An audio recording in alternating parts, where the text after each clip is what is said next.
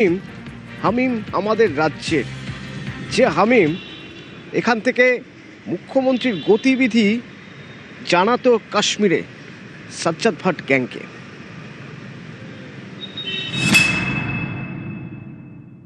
It's a very sensitive issue. এটা international কানেকশনের বিষয় আছে, ন্যাশনাল সেফটি সিকিউরিটির বিষয় রয়েছে। এসটিএফ ডিটেলসে বলবে, ওদের এখনো অনেক কিছু জানা বোঝা বাকি রয়েছে।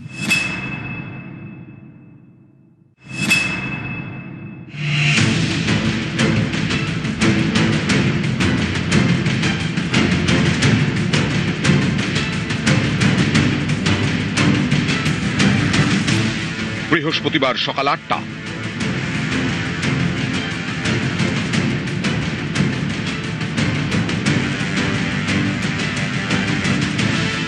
পূর্ব বর্ধমানের নবাবহাটের রেনেসা টাউনশিপের জিম থেকে বেঙ্গল এসটিএফ এর জালে জঙ্গি। গ্রেফতার জঙ্গি হামিম মণ্ডল। তদন্তকারীদের নজরে হামিমের হোয়াটসঅ্যাপ চ্যাট। এসটিএফ এর দাবি,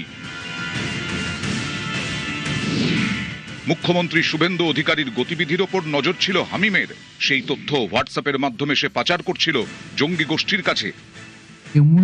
উমেশ রাই অলসো এই স্ক্যানারের মধ্যে ছিল, বাকিটা আমি বলছি না।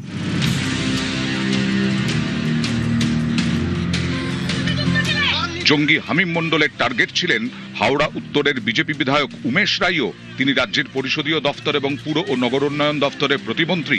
এসটিএফ এর দাবি, উমেশ রায়ের পরিবারের সদস্যকে অপহরণের ছক ছিল হামিমের। সেই সদস্যের যাবতীয় তথ্য কাশ্মীরের সাজ্জাদ ভাট জঙ্গি গোষ্ঠীকে পাঠাতো হামিম। এসটিএফ এর দাবি, তারা জানতে পেরেছে সিক্রেট অ্যাপের মাধ্যমে পাক এজেন্টের সঙ্গে যোগাযোগ রাখতো সে।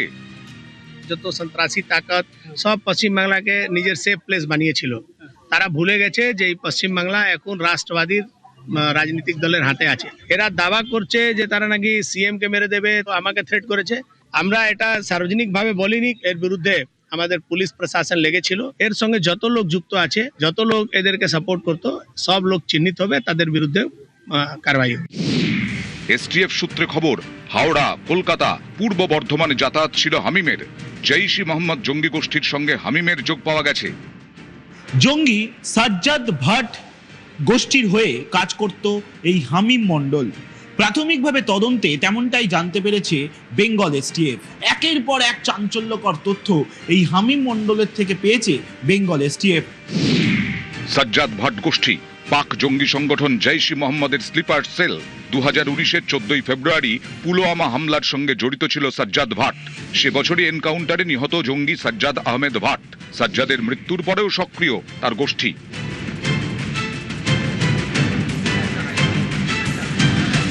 পূর্ব বর্ধমানের মন্তেশ্বরে হামিম মণ্ডলের গ্রামের বাড়ি।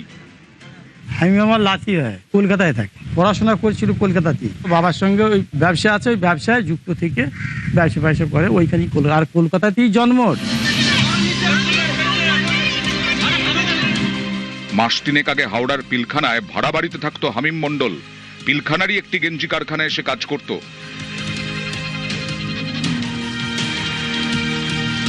এটা বর্ধমানের রেনেসা টাউনশিপ।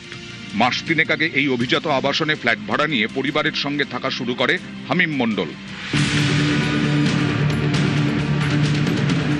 এই রেনেসা টাউনশিপের জিম থেকেই বৃহস্পতিবার বেঙ্গল এসটিএফ এর জালে জঙ্গি। তার সাকরেদদের খুঁজে এসটিএফ। সোমরাজ বন্দ্যোপাধ্যায়, শরদিন্দু ঘোষ এবং নবকুমার রায়, নিউজ 18 বাংলা।